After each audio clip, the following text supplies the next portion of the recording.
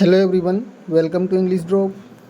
तो आज की इस वीडियो में हम बात करेंगे राजस्थान चतुर्थ श्रेणी कर्मचारी भर्ती 2025 एंड राजस्थान उच्च न्यायालय भर्ती 2025 जो फोर्थ ग्रेड की हाई कोर्ट में वैकेंसी आई है उसके बारे में, और साथ ही जो फोर्थ ग्रेड जो जनरल वैकेंसी है उसके बारे में भी इस वीडियो में हम बात करेंगे। इंग्लिश के मॉडल पेपर के बारे में, और आज का हमारा मॉडल पेपर होने जा रहा है वो होगा पेपर नंबर 60।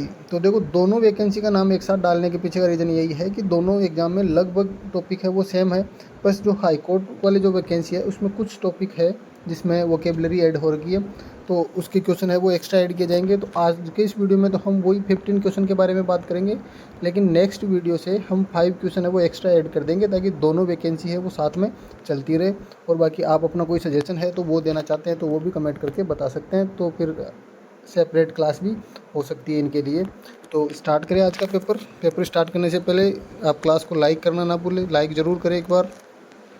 और देखेंगे फर्स्ट क्वेश्चन है, choose the correct option to fill in the blank space. देखो क्वेश्चन क्या लिखा है, after the French police had successfully used dogs, the German authorities to blank of using them. Option है हमारे पास think, or thinking, thought and will think. अब देखो sentence क्या लिखा है, आफ्टर, सबसे पहले क्या आया आफ्टर, और आफ्टर के बाद में हमें दिया है हैड सक्सेसफुली यूज, मतलब हैड थर्ड। तो अगर आप पीछे लास्ट क्लास आपने देखी होगी तो वहाँ पे भी मैंने बताया था कि आफ्टर और बिफोर से जब भी दो सेंटेंस कंबाइन हो तो देखो आफ्टर का मतलब होता है बाद में, तो बाद वाले सेंटेंस में हमेशा कौन सी फॉर्म यूज होगी, हेड के साथ थर्ड फॉर्म यूज होगी। तो हमें यहाँ पे हेड और थर्ड फॉर्म दे रखा है। इससे पहले आफ्टर से पहले जो सेंटेंस होगा उसमें कौन सी फॉर्म का यूज करते हैं, हम सेकंड फॉर्म का यूज करते हैं। ठीक है, तो देखो यहाँ कोमा लगा हुआ है और आफ्टर के बाद का सेंटेंस ये दिया हुआ है, तो ये जो बचा हुआ जो सेंटेंस है ये इस आफ्टर से पहले का सेंटेंस है, बस इसको लिखने के लिए इसकी सीक्वेंस है वो चेंज कर दी है। साथ ही अगर बिफोर जुड़ा हुआ हो, बिफोर है वो इन दो सेंटेंस को जोड़ने का काम करे, तो बिफोर का मतलब पहले होता है, तो पहले वाले में हेड थर्ड आ जाएगी और बाद वाले में सेकंड फॉर्म आ जाएगी। तो अब इतना याद रखें। अब हमारे पास हेड थर्ड दिया हुआ है तो बचा क्या, सेकंड फॉर्म। तो अब हमें क्या चाहिए यहाँ पर, सेकंड फॉर्म, और ऑप्शन दे रखा है हमें फर्स्ट थिंक, फर्स्ट फॉर्म है, आर थिंकिंग प्रेजेंट कंटिन्यूअस में यूज होता है, थॉट, थिंक की सेकंड फॉर्म क्या होती है, थॉट। तो यहाँ से हमारा थर्ड क्वेश्चन है वो राइट आंसर हो जाएगा। नेक्स्ट है, choose the correct active form of the sentence. Active form बतानी है, पैसिव फॉर्म हमें यहाँ पे दे रखी है, Priyanka was married to Robert, Priyanka was married to Robert. अब देखो पैसिव वॉइस दे रखा है और पैसिव वॉइस में हमें was over plus third form दे रखी है। अब वॉज ओवर पैसिव वॉइस में कब आता है, जब हमें एक्टिव वॉइस में सेकंड फॉर्म दी हुई हो, मतलब पास्ट सिंपल हो सेकंड फॉर्म, या फिर डिड के साथ फर्स्ट फॉर्म दी हुई हो, तब पैसिव वॉइस में वॉज ओवर आता है। तो अब हमारे आंसर में क्या चाहिए हमें, या तो सेकंड फॉर्म या फिर डिड। रॉबर्ट मैरिड, देखो मैरिड सेकंड फॉर्म है, प्रियंका इज ये नहीं आएगा, रॉबर्ट हैज और रॉबर्ट इज, तो बचा क्या, ऑप्शन 1 है वो हमारा यहाँ से करेक्ट आंसर हो जाएगा। नेक्स्ट है क्वेश्चन नंबर थर्ड क्वेश्चन है, the man was not given money by her. Active voice है, किस में चेंज करना है, पैसिव वॉइस में चेंज करना है।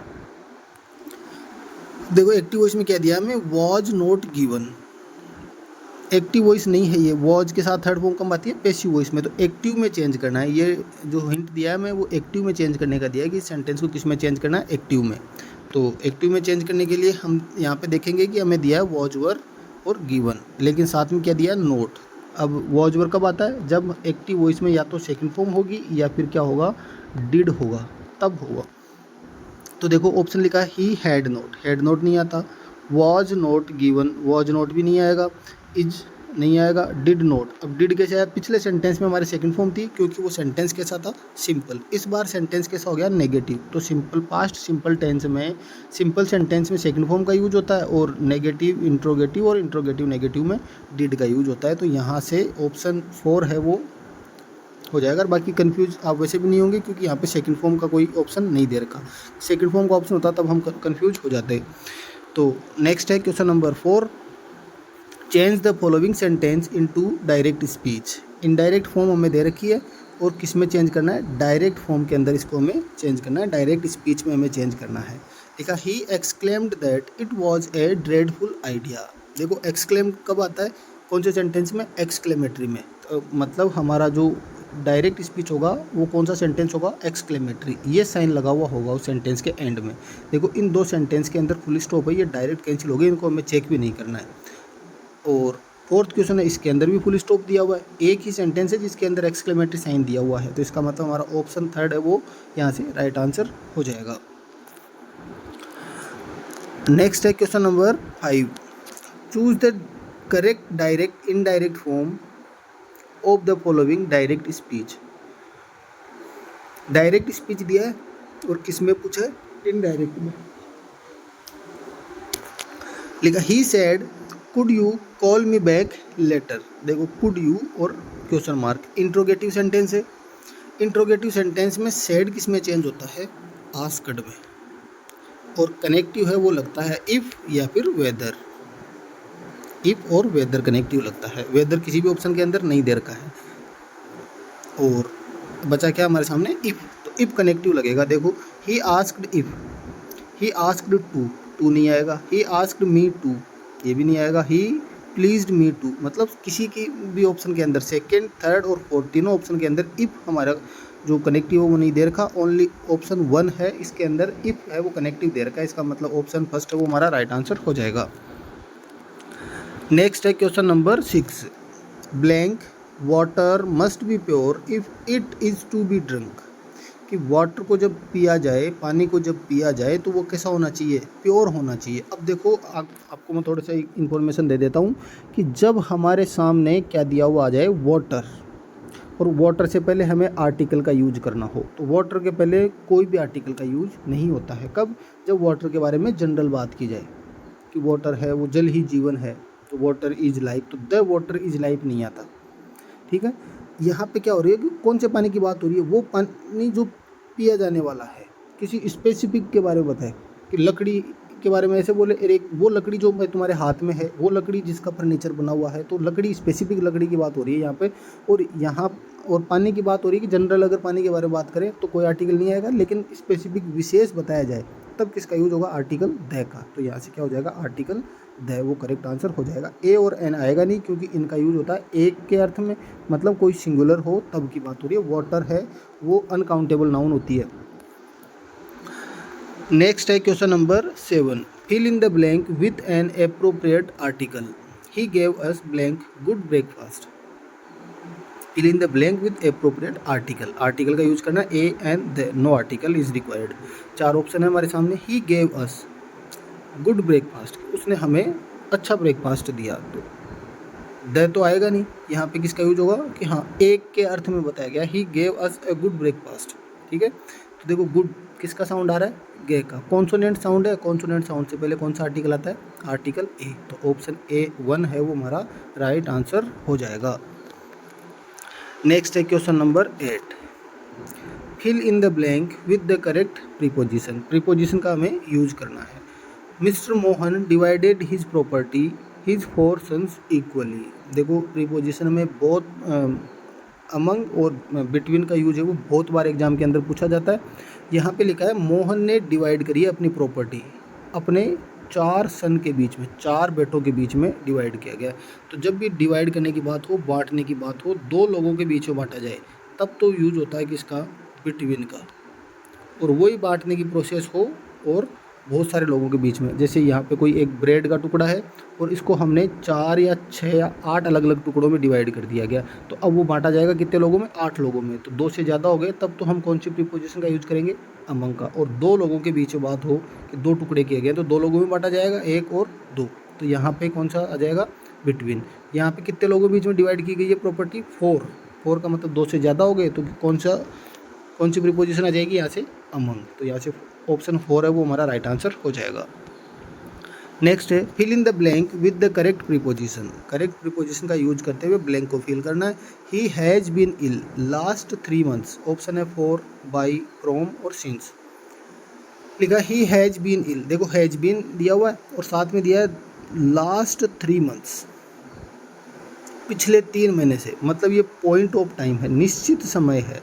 और निश्चित समय के लिए किसका यूज किया जाता है? प्रीपोजिशन सिंस का यूज किया जाता है। फॉर का यूज कब होता? जब यहाँ पे ओनली 3 मंथ्स ही होता, तब हम बताते कि ये पॉइंट ऑफ टाइम नहीं है, पीरियड ऑफ टाइम है, अनिश्चित समय है, तो फॉर का यूज होगा। यहाँ पे लास्ट 3 मंथ्स, तो लास्ट 3 मंथ जैसे अभी अगस्त, जुलाई और जून, तो लास्ट 3 मंथ कब से? जून, जुलाई और अगस्त। जून से बीमार है तो भी पॉइंट ऑफ टाइम हो गया, निश्चित समय, तो यहाँ पे कौन सी प्रीपोजिशन आ जाएगी? सिंस। नेक्स्ट है question number 10, I bought this shirt blank RS 200। Option है फॉर, इन, विद और ऑफ। लिखा है आई बोट दिस शर्ट, कि मैंने ये शर्ट खरीदा कितने रुपए में? 200 रुपये में। तो जैसे जब भी प्राइस बताई जाए, प्राइस बताने के लिए कौन सी प्रीपोजिशन का यूज किया जाता है? फॉर प्रीपोजिशन का यूज किया जाता है। ठीक है, तो आप ऐसे याद रख लें, या फिर आपको एक सीधा सा तरीका बताता हूँ कि जब भी हम किसी से ऐसे प्राइस पूछते हैं हमारी जनरल लैंग्वेज के अंदर, तो उसमें कहा जाता है कि ये भाई ये कोई भी चीज़ है, ये कितने रुपए की है? Only for 10 rupees, only for 200 rupees, only for 1000 rupees. Only for, only के आगे क्या आता है? फॉर। मतलब प्राइस बताने के लिए, मूल्य बताने के लिए कौन सी प्रीपोजिशन का यूज किया जाता है? फॉर का। नेक्स्ट है question number 11, choose the correct option changing the following sentence into exclamatory.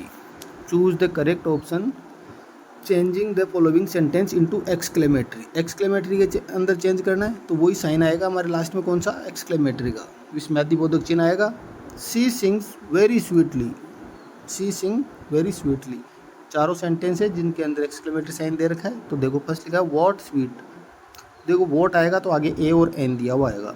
How sweet does she sing, what sweet does she sing. देखो व्हाट के आगे फिर से आर्टिकल ए और एन नहीं है। हाउ स्वीटली सी सिंग्स, यहाँ से क्या हो जाएगा? How sweetly she sings. Option 4, क्योंकि एक्सक्लेमेटरी सेंटेंस है तो हेल्पिंग वर्ब यहाँ पे कोई यूज नहीं होगा। हाउ अगर इंट्रोगेटिव क्वेश्चन मार्क होता, मतलब इंट्रोगेटिव प्रोनाउन होता, तब हम किसका यूज करते? क्वेश्चन मार्क दिया हुआ होता, तब ये हेल्पिंग वर्ब का यूज होता। तो यहाँ पे हेल्पिंग वर्ब का यूज नहीं होगा, तो बचा क्या? Option 4, how sweetly she sings. Next है question number 12, choose the correct word for the following blank. This blank can be very suitable for commercial college. Commercial college open करनी है, उसके लिए किसी जगह की बात हो रही है। देखो बाइट का मतलब होता है टुकड़ा, टुकड़ा होता है बाइट का मतलब। और साइट, SIT, साइट होता है कोई भी स्पेसिफिक जगह जहाँ पे कंस्ट्रक्शन का काम चल रहा होता है। जिस जगह पे कंस्ट्रक्शन का, निर्माण का काम चलता रहता है, वहाँ उस जगह को कहा जाता है साइट, SITE। नेक्स्ट है ऑप्शन 3, SIGHT, साइट। ये भी साइट है, लेकिन इस साइट का मतलब होता है नज़र। नेक्स्ट है सीन, जो कि सी जो हमारी वर्ब होती है देखना, उसकी थर्ड फॉर्म है, तो ये भी नहीं आएगी। साइट का मतलब नज़र हो गया, बाइट का मतलब टुकड़ा हो गया। बचा क्या? ऑप्शन सेकंड, जो कि जगह के लिए यूज किया जाता है, साइट, SITE। नेक्स्ट है क्वेश्चन नंबर 13, विपत्ति कभी अकेली नहीं आती। ट्रांसलेट इनटू इंग्लिश, इंग्लिश में ट्रांसलेट करना है, विपत्ति कभी अकेली नहीं आती। Danger comes not to lonely. अब देखो नोट नेगेटिव सेंटेंस हो गया, तो फिर तो डू डज का यूज होना चाहिए था।